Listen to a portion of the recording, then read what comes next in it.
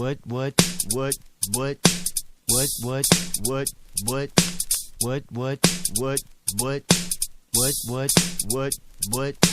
what what what what what.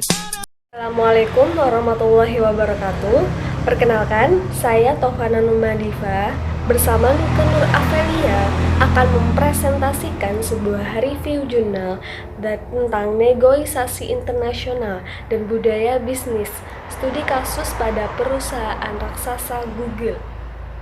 Yang kita tahu, globalisasi saat ini dipandang sebagai perubahan yang mengakibatkan pergeseran persepsi dari produk satu negara menjadi produk global. Nah, seperti yang kita tahu, ada makanan siap saji di Indonesia yaitu McDonald's. Itu kan produk makanan berupa ayam goreng. Untuk di Amerika sendiri, bahan makanan pokok mereka itu dari roti dan kentang. Jadi mereka menggabungkan ayam goreng itu dengan kentang. Namun pada saat di Indonesia, mereka memasarkan produknya tidak hanya dengan selera mereka sendiri, tapi juga selera rakyat Indonesia, ya, rakyat lokal. Seperti makanan ayam goreng tersebut dijadikan satu dengan makanan utama Indonesia seperti nasi. Dalam tulisan ini, penulis menyoroti salah satu perusahaan raksasa global akibat globalisasi, yaitu Google. Nah, Google sendiri telah mengglobal dengan markas besarnya di California, Amerika Serikat. Perusahaan Google telah berhasil mengendalikan kantor-kantor yang memiliki perwakilan di hampir seluruh dunia. Dan Google sendiri memiliki produk 106 aplikasi. Yang kita tahu sekarang ada Google Map, Google Translate, dan Google Mail, hingga Google Ads. Dan juga media sosialnya itu Facebook, Twitter, Line, atau Instagram. Nah, Google sendiri merupakan mesin pencarian data yang terbesar selain Amazon, Bing, atau Yahoo. Google diakses di mana saja, kapanpun, dan dimanapun, dan memiliki sumber data yang luar biasa besarnya. Nah, kantor perwakilan Google di Jakarta merupakan kepanjangan tangan kantor Google di Singapura sebagai perwakilan wilayah Asia Pasifik. Google itu menjadi permasalahan tersendiri ketika ketentuan hukum setempat mempunyai aturan main yang jelas. Keuntungan bersih Google mencapai rata-rata sekitar 400 miliar US dollar per tahun setelah dikurangi biaya operasional untuk 900.000 server yang tersebar di 15 lokasi pusat data di 3 benua, Amerika, Asia, dan Eropa. Nah, Google sendiri disinyalir melakukan membuka kantor perwakilan di negara dengan tarif pajak rendah dan banyak memberikan fasilitas pajak atau yang disebut tax planning dengan skema double risk Dutch sandwich.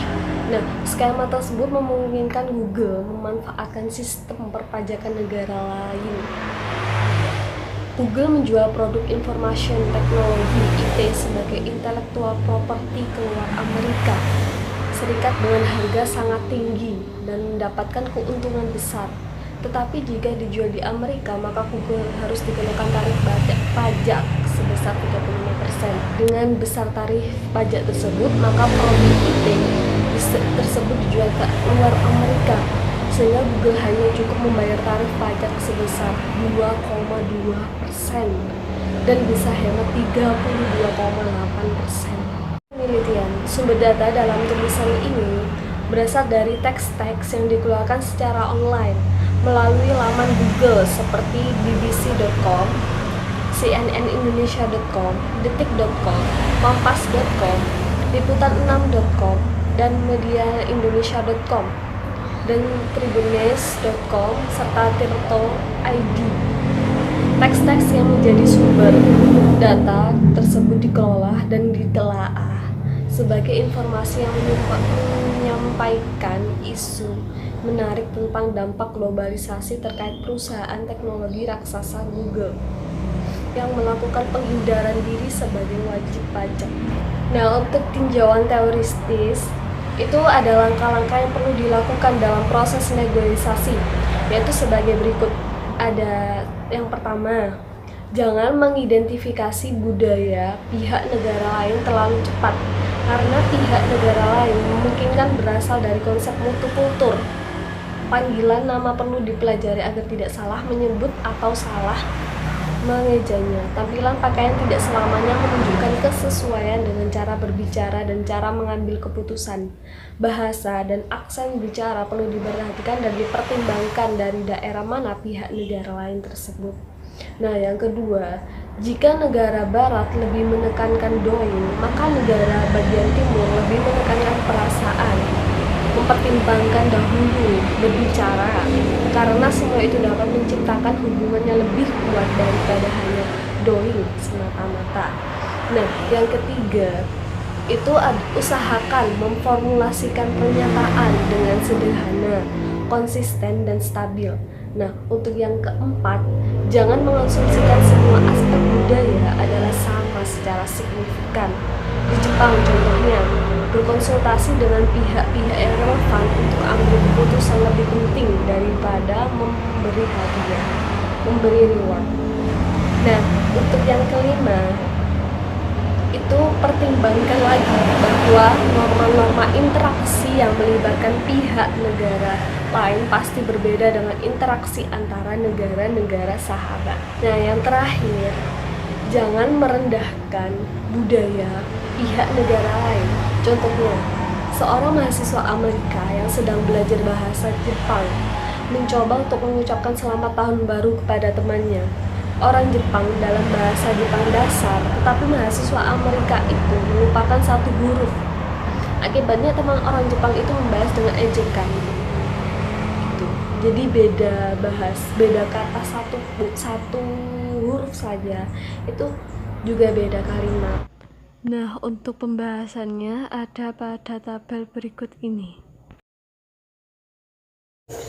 Nama saya Nukenur Avelia, kelas Manajemen Pemasaran Sore semester 7 dengan nomor NIM 518020354. Di sini saya akan menjelaskan tentang kepentingan Indonesia dan Google. Dari pihak Indonesia merasa dirugikan oleh Google yang tidak menyadari kewajiban untuk membayar pajak dari hasil usahanya di Indonesia. Padahal kriteria pajak sendiri yang harus dibayar adalah jasa periklanan yang digunakan selama orang itu berada di Indonesia atau perusahaan itu berada di Indonesia. Sejak tahun 2011, Google mempunyai kantor perwakilan di Indonesia, yaitu PT Google Indonesia, dan memiliki nomor wajib pajak resmi. Dengan demikian, Google di hadapan hukum Indonesia merupakan badan usaha tetap yang wajib melaporkan pendapatan dan wajib membayar pajak, tetapi menyatakan bahwa bukan merupakan badan usaha tetap karena tidak beroperasi secara faktual atau tidak beroperasi secara nyata, melainkan beroperasi secara online. Sedangkan menurut Hotgate dan Lut Hanas mengatakan untuk poin tentang proses negosiasi yang ditunjukkan oleh pemerintah Indonesia dengan objektif kepada Google agar menyadari kewajiban atas pembayaran pajak. Tetapi Google menolak untuk melaksanakan kewajiban dengan terbuka membalas surat yang diberikan kepada pemerintah Indonesia bahwa tidak bersedia untuk diperiksa petugas pajak Indonesia. Konflik ini menyebabkan pihak Indonesia tidak memperoleh keputusan final. Pemerintah Indonesia menggunakan beberapa strategi, tetapi belum bisa membuat Google untuk menerima permintaan Indonesia. Oleh karena itu, pejabat tinggi Kementerian Republik Indonesia melakukan studi banding ke Inggris, dan pihak Inggris menerima dengan sikap terbuka dengan saling tukar-menukar data, termasuk tata cara sistem perpajakan yang dikenakan pada bisnis online seperti yang dilakukan oleh Google. Dengan berbekalan peraturan perpajakan baru tentang sistem online, pihak Indonesia menghubungi pihak Google kembali dan menuntut kewajiban untuk membayar pajak. Pihak Google merespon dengan melakukan kunjungan ke kantor pajak Indonesia, tetapi tetap menyatakan bahwa mereka sudah membayar pajak. Kemudian ketika beberapa penyidik mendatangi kantor Google di Tanah Abang untuk mengumpulkan data, pihak Google menyatakan bersedia membayar pajak, tetapi dengan syarat pihak Indonesia perlu meninjau ulang sejumlah aturan pajak, masalah hukum di Indonesia, dan tarif yang dikenakan pada Google. Pada pertemuan internasional berupa forum IMF, Bank Dunia Delegasi Indonesia menyampaikan persoalan Google yang bersikap seolah-olah tidak mempunyai kewajiban membayar pajak, padahal kantor perwakilannya didirikan di Indonesia.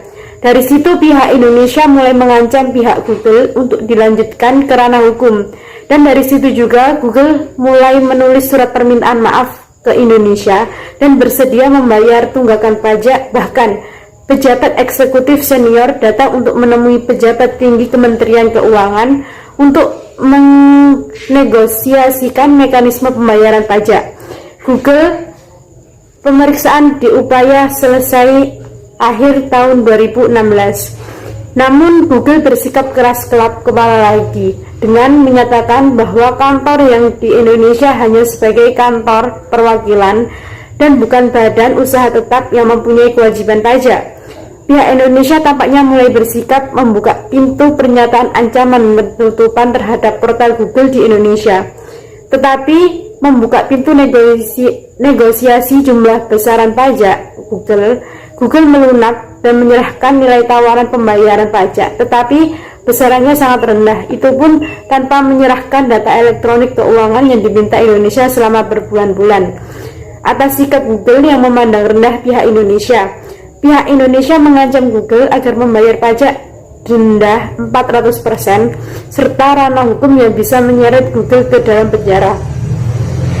Dengan sikapnya yang keras kepala, Google berusaha menutupi laporan keuangan hasil pendapatan usahanya dan bahkan bersikuku dengan versi perhitungannya sendiri yang jauh berbeda dengan versi pemerintah Indonesia. Pada kesempatan itu, Google menyerahkan data file elektroniknya dan pihak Indonesia memberi target waktu pembayaran pajak Google hingga akhir April 2017. Dengan menyerahkan perhitungan pajak Google versi Indonesia, Google mempelajari perhitungan pajak Indonesia dan sebagai wajib pajak melakukan self-assessment dan menyatakan persetujuannya untuk membayar pajak. Pada bulan November 2017, Indonesia menyatakan bahwa Google telah melakukan kewajibannya sebagai wajib pajak dan membayar pajak sejak 2015 beserta hutang-hutang lainnya berupa pajak pertambahan nilai atau PPN dan pajak penghasilan atau PPH. Indonesia menjadi negara keempat setelah Australia, India, Inggris yang berhasil membuat Google untuk membayar pajak online. Hasil penelitian dari makalah ini yaitu yang pertama, negosiasi antara pemerintah Indonesia dan perusahaan swasta Google Amerika merupakan negosiasi antara dua negara dan dua budaya. Walaupun tempat atau lokasi permasalahan terletak di Indonesia, dalam negosiasi di atas tampak bahwa pihak Indonesia di satu sisi mempunyai power lebih kuat karena berada di posisi dengan peraturan pajak yang harus diikuti pihak asing. Tetapi pihak Google juga merasa lebih berkuasa karena kebutuhan akan jasa Google di dunia sangat besar. Hingga saat ini hanya negara Cina yang berhasil tidak tunduk kepada Google sebagai mesin pencari data terbesar karena Cina mempunyai vendor jasa internet yang ternyata lebih disukai produk Cina daripada Google. Untuk yang kedua yaitu negosiasi bisnis antara pemerintah Indonesia dan Google tersebut di atas dalam analisis menunjukkan bahwa negosiasi yang dibutuhkan bukan hanya taktik dan tawar-menawar saja, melainkan juga referensi dan relasi sosial yang bisa mendukung kelancaran keberhasilan negosiasi.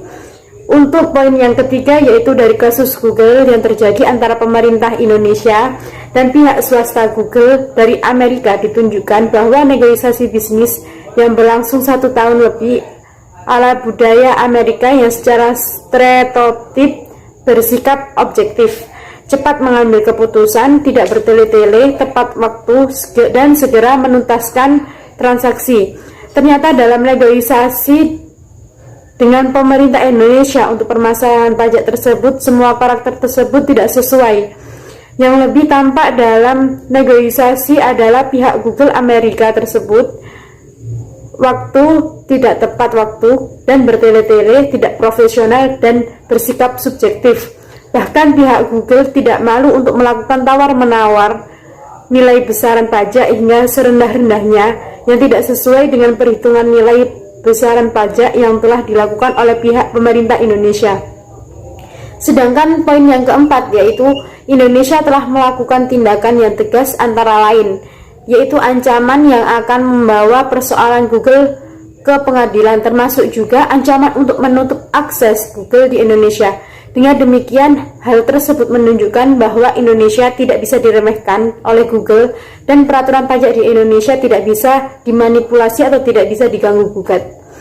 Untuk kesimpulan dari makalah ini, yaitu dari uraian analisis tentang negosiasi antara pemerintah Indonesia dan perusahaan teknologi raksasa Amerika Google dalam permasalahan tuntutan pajak, terungkap bahwa negosiasi yang berlangsung lebih dari 1 tahun tersebut mengungkapkan bahwa pihak Indonesia berada dalam posisi diuntungkan karena negosiasi berada di wilayah bumi Indonesia.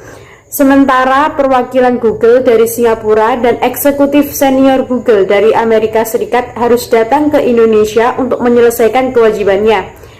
Proses negosiasi terjadi seperti layaknya peristiwa transaksi pembeli dan penjual di pasar, karena tawar-menawar yang dilakukan pemerintah Indonesia dan Google merupakan tawar-menawar jumlah besaran angka pajak yang seharusnya dibayar Google.